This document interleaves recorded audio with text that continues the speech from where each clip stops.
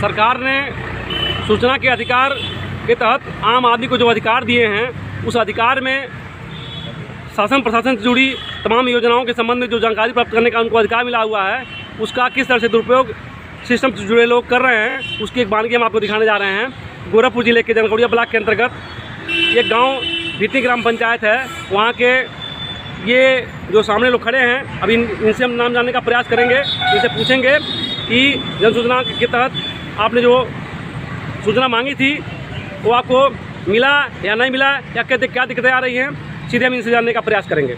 अपना नाम बताइएगा। नौशाद आलम, स्वर्गीय किताबुल्लाह, ग्राम भिटनी, पोस्ट डोरिया में विकासखंड जंगल खौनिया के रहने वाले हैं।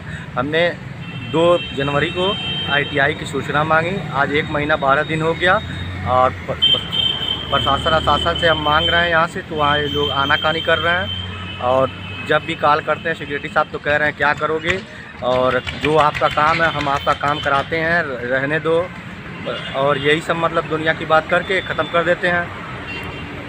कहाँ से मांगा था आपने? ब्लॉक मुख्यालय पर दिया? ब्लॉक मुख्यालय से हमने BDO साहब को दिया था, BDO साहब से रिसीविंग भी लिया था, और 1 महीना 12 दिन हो गया, अभी तक हमको मिला नहीं। क्या कह रहे हैं लोग? आज हमने कॉल किया BDO साहब के पास भी, सिक्योरिटी साहब के पास भी, तो ये कह रहे हैं कि अभी कुछ समय लगेगा, खाली नहीं है, समय नहीं है, व्यस्तता बहुत ज़्यादा है। अच्छा जी। तो आगे क्या करने जा रहे हैं हम? आगे हम अपीली अधिकारी को वहाँ हम अपील करेंगे। तो आइए हम जानने का प्रयास करेंगे कि RTI सूचना के तहत अगर कोई भी सूचना मांगता है और उसको सूचना मिलने में देरी हो रही है तो उसको क्या करना चाहिए। तो हमारे साथ एक हैं वो एडवोकेट, जो ये सूचना के अधिकार के तहत जो भी जिस पर बड़ा विशेष इनका अनुभव रहा है, जितेंद्र सिंह जी। तो जी नमस्कार। तो आप बताइए जो है कि ये RTI के तहत जो समस्याएँ आती हैं कि लोग सूचना के तहत मांगते हैं और उनको सूचनाएँ नहीं मिलती हैं, तो उस आवेदक को क्या करना चाहिए?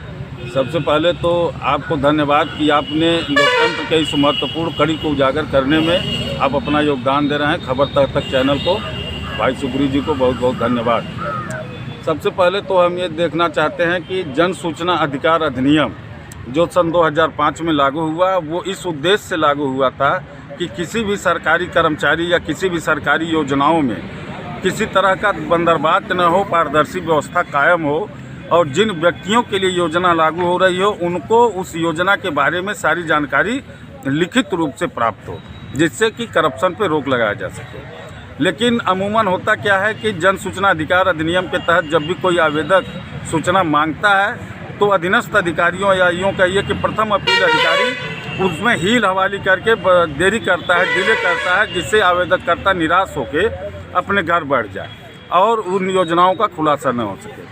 ऐसी स्थिति में आवेदक को जन सूचना अधिकार अधिनियम 2005 के तहत अगर उन्होंने नोटिस दिया है सूचना प्राप्त करने का, विधिवत शुल्क जमा करके 30 दिन के भीतर अगर उन्हें सूचना प्राप्त नहीं होती है तो पुनः जिन अपीली अधिकारी को उन्होंने सूचना मांगी थी उन्हीं से द्वितीय अपील अधिकारी का नाम लेकर के उनके पास एक रिमाइंडर देना चाहिए।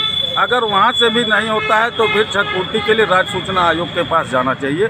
और जहाँ तक मैं इस प्रकरण को देख पा रहा हूँ, 1 जनवरी 2022 को यह सूचना मांगी गई थी, जिस संदर्भ में अगर सूचना अधिक पन्नों में होता तो 1 हफ्ते के अंदर अधीनस्थ अधिकारी या जन सूचना अधिकारी उनको नोटिस देता कि आपके द्वारा मांगी गई सूचना इतने पन्नों में है, इसलिए ग्राम निधि के खाता संख्या फला में इतना पैसा जमा करा दें। इस प्रकरण में इस तरह का कोई भी नोटिस जारी नहीं किया गया कि सूचना अधिक पन्नों में है।